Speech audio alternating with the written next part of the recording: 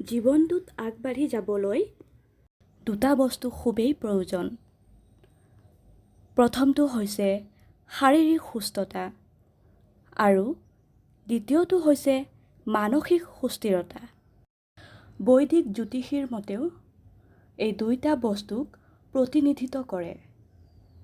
শাৰীৰিক শক্তিক প্ৰতিনিধিত্ব কৰে মংগল গ্ৰহয়ে, আনহাতে মানসিক সুস্থিৰতাক প্ৰতিনিধিত্ব কৰে চন্দ্ৰ গ্ৰহয়ে।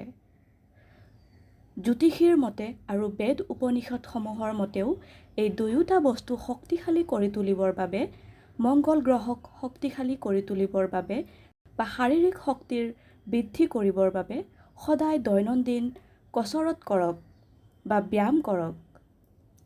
আনহাতে নিজৰ মনটোক শক্তিশালী কৰি তুলিবৰ বাবে বা মানসিক শক্তিৰ বৃদ্ধিৰ বাবে, লগতে চন্দ্ৰ গ্ৰহকো শক্তিশালী কৰি তুলিবৰ বাবে দৈনন্দিন মেডিটেশ্যন কৰক। কাৰণ সুস্থ শৰীৰ এটাতহে সুস্থ মন এটাৰ সৃষ্টি হ'ব পাৰে।